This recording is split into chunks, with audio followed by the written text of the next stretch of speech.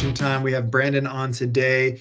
Brandon is a marketing ops coach and consultant. He is the founder and owner of Marketing Ops Coach. So thus he is a coach of marketing ops. But yeah, I was really impressed with your background, specifically within the Marketo sphere. You're well versed within Marketo, within Marketo Measure, aka Visible.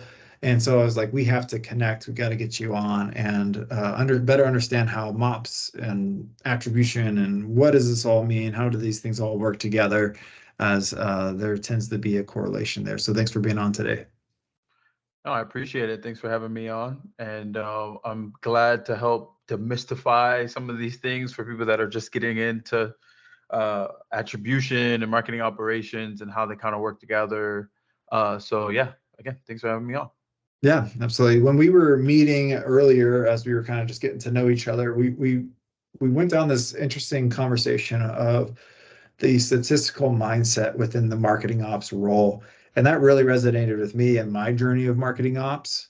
But I think as you being a coach for marketing ops, I think I also saw it as this is kind of a launching point where you get into this operational mindset and how do you help yourself grow in that career?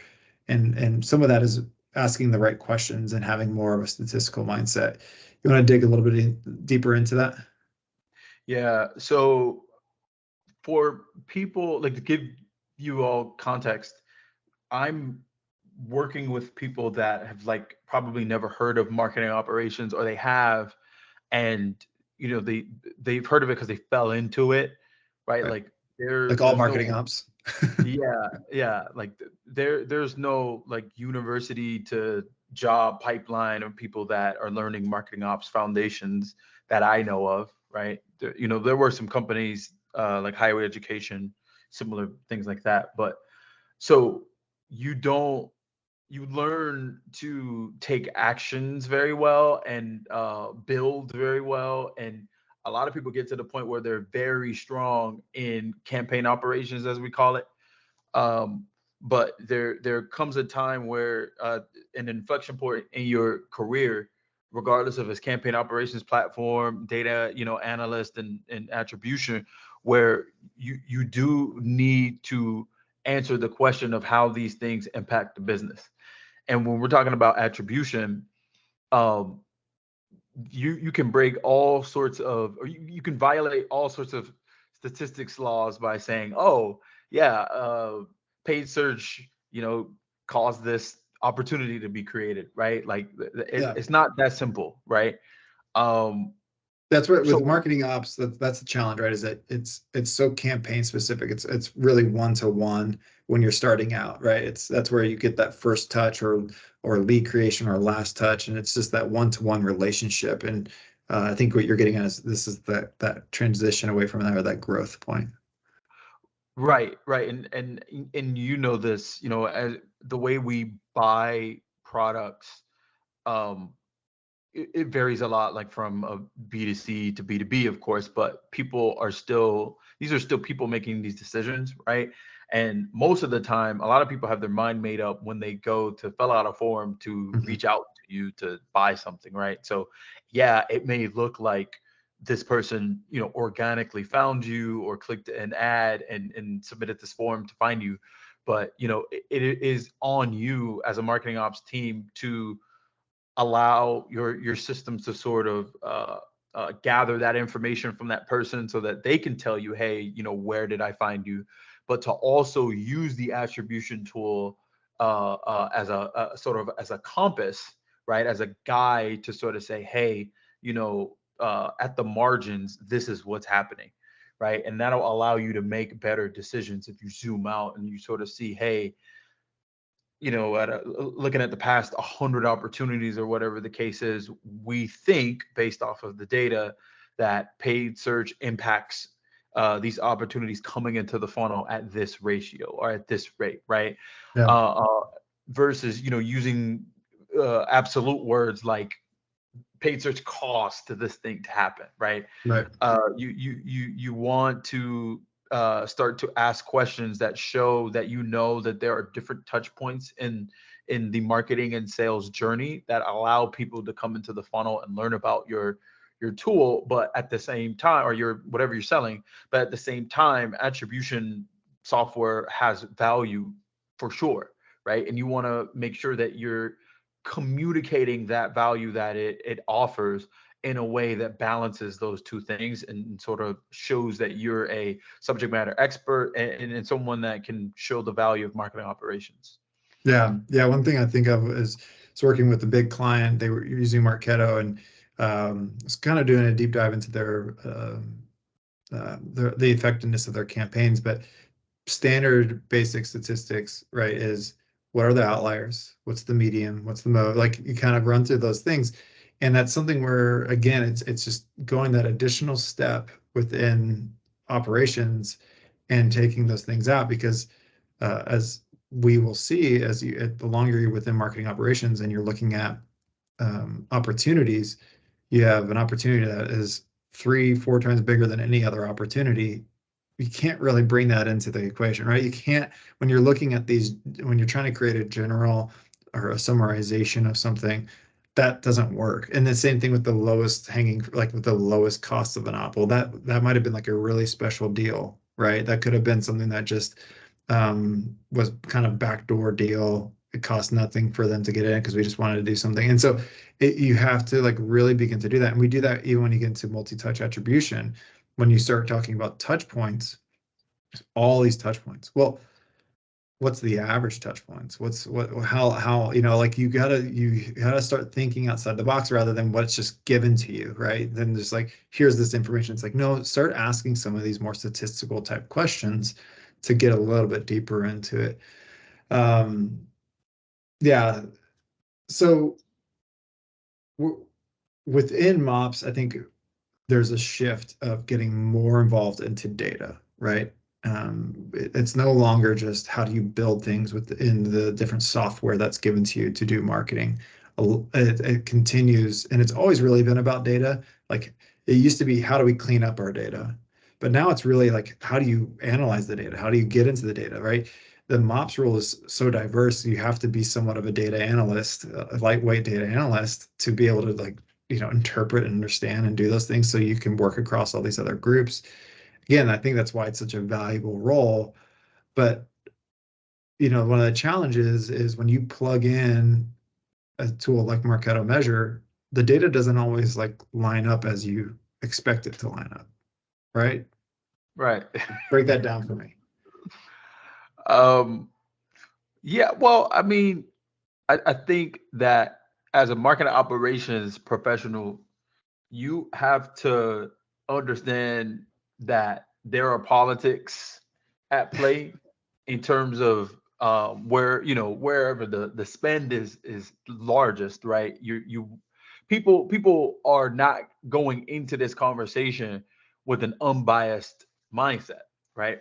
If you are if you're representing the person that spends the most money and pay, right, they are already going into this conversation with you thinking that, oh, well, paid has to be impacting the bottom line, right? Is Right. we spend the most money on it. When a very quick statistical sort of breakdown of that could show that that's not the case, obviously, right? You talked about, yeah, maybe the biggest deal was impacted by paid search, but if you take out the outliers, what happens, right? You probably Right. telling a very different story. But not even like, thinking about it from that sort of perspective, it's just people are biased when they come into these things. And it highlights, how you in market operations, you have to be Switzerland, as they say, right? Sure. You're not taking a side. What you're doing is you're democratizing access to the data, and you're setting expectations with stakeholders, and you're enabling them to not draw the wrong conclusion, right? You're helping them understand what the data is saying, or what it could be saying. What are the different sort of takeaways you might have, and that might very well differ from what this person's opinion is, right? And you do have to make sure that you are putting in the correct processes, and you're helping the consumer of the data with these data analyst best practices understand why, their initial interpretation is not correct, right? It's a skill to be able to walk them through, hey, this is how much you spent. These are the things we have reasonable confidence in that you impacted. Here are some of the reasons why that may not differ from what you initially thought, right? And it's Right. just doing that for the entire organization. And that allows your marketing team to make better decisions on spend, on their time, on other types of resources, right? Yeah. And then that is one of the unsung sort of skills that you do have to kind of develop in a career in marketing operations. You don't want to be taking sides, because that could reduce the efficacy and the sort Mm. of reliability that you have with finance, with the CEO. You don't want to be taking sides in a conversation like that. So Yeah, it's such a good thought for those that are working into the space and wanting to grow in their careers. Like, yeah, you can get yourself in the trouble of leaning to one side. And we run into that a lot because everyone, or not everyone, but previously you could be a part of an organization that every department, every marketing group was doing their own form of attribution. So you have your demand gen is like, well, I'm top of funnel, so I'm first touch or lead creation, and then I'm or I'm lead gen, and then I'm demand gen, so I'm about opportunity creation. And so it's like they all have their specific points, but it's all one to one, which is gets really dangerous. And to what we're kind of getting at here is that story for lead gen, which was lead creation, is all about I need money to spend on ads. And then you get to the opportunity creation where the demand gen sits, and that's different story. And then but they're all talking about the same opportunity, right? And so it's really becomes challenging. And so I think you bring up a good point where when you bring in a multi-touch attribution tool, you have to be cognizant that there are biases that sit on each of these teams. And you have to be Switzerland in the sense of saying, hey, we're not coming here to blow up what you're trying to do over here or take away your spend here. It's just we want a better understanding of the marketing. And you have to kind of start with that presence right from the get-go.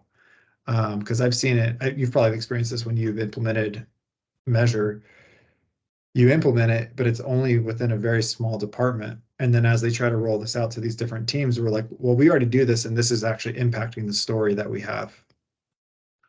it's funny you bring that up. I actually had a good friend of mine tell me that the analytics that he was working on is as a product, as like a sort of analytics, and then this is a common paradigm where like product analytics and marketing analytics, those are different. Some places are the same, and it Sure. probably makes sense to like centralize on how the company thinks about data and then apply that in different departmental lenses, but most of the time they're different. And these guys, the people in those departments are classically trained in statistics and data analytics and all of that. Yeah. So the things that you're getting from Marketo Measure, they sort of been doing that, right? Yeah. And some things that he's working on in a custom way are like producing better results than like some of the classical marketing reports that the team is able to generate from the marketing analytics function.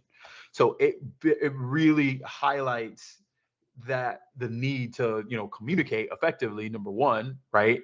Yeah. But also number two is when you're doing attribution, is to have a goal of like, well, what are we trying to accomplish, right? Yeah.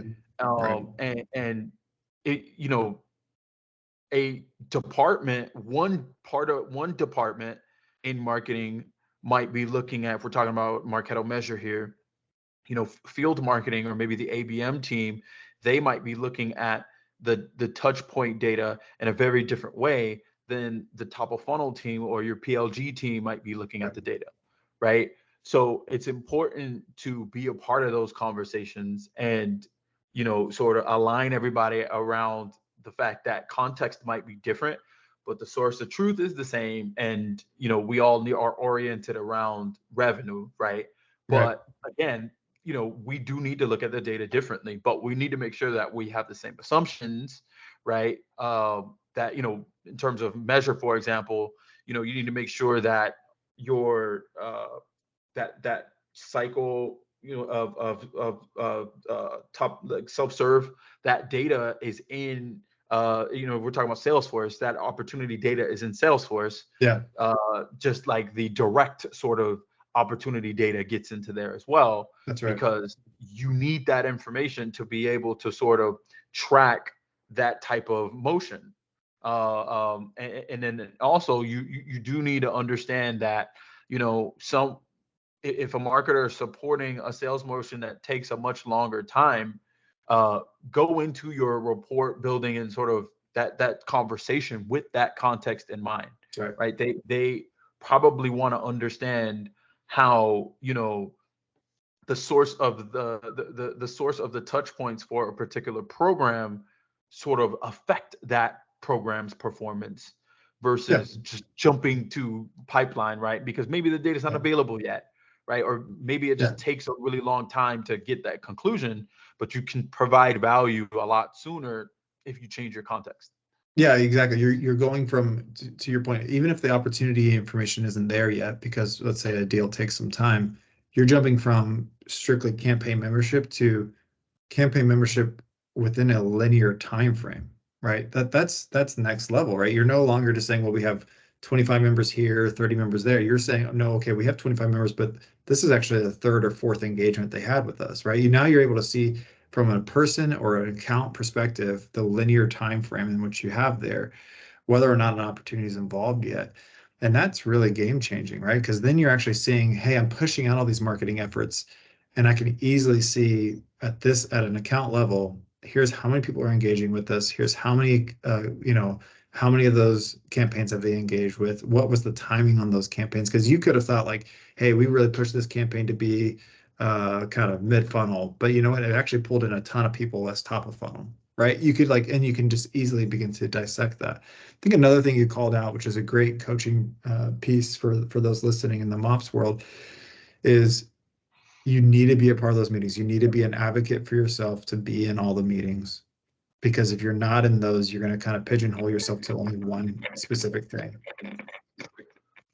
The other piece of it would have been, I think, is also being uh, being okay to push back on things, to understand like what's needed at the highest level, and then being able to communicate that throughout. So again, I think the MOPS profession will continue to grow into an executive role for that reason alone. You talk to all these different groups, you're talking to all different teams, not just marketing, but sales as well. And you have the voice to be able to say, this is the initiative, this is what we're driving after. And that's really key. So great highlights, good, really solid, good coaching points there as well. Um, this was great, Brandon. I really appreciate you being on today, talking about how multi-touch attribution, that kind of the challenges that may come with it, but also the value that it brings. So I really appreciate you being on. So what are you working on now, and what's next for you? Yeah, so currently I consult for some clients personally, and I'm working on getting my coaching program off of the ground, which takes marketing operations as a function or as a vocation. And over 90 days, I help people that either have had some exposure or haven't had any exposure to marketing operations go through the process to learn, you know, what is marketing operations? How is it different at different sizes of companies? Where if a company is sort of scaling, or if they are they're in hyper growth, right? How does marketing operations differ? How do you set goals? What are the different sort of skills that you need? And then even getting to the point of, looking, using LinkedIn and Slack and all these other resources that are available to you to help you in your job search, grow and learn and sort of develop in your career. And I'm really passionate about developing marketing operations as a vocation, because it's still a challenge to get into the career and to learn about the things that matter, the conversations that we're having. It could take a few years before you get to the point where, oh, that makes sense. That I never thought about that, Yeah. because a lot of it is still very localized to few communities. So it's just important for us to democratize access to that. So Love it. Love what you're doing. I'll put, if you want to connect with Brandon, I'll put in the description below his LinkedIn link. And so you can connect with him there. Thanks so much for being on, Brandon. all right, thanks for having me.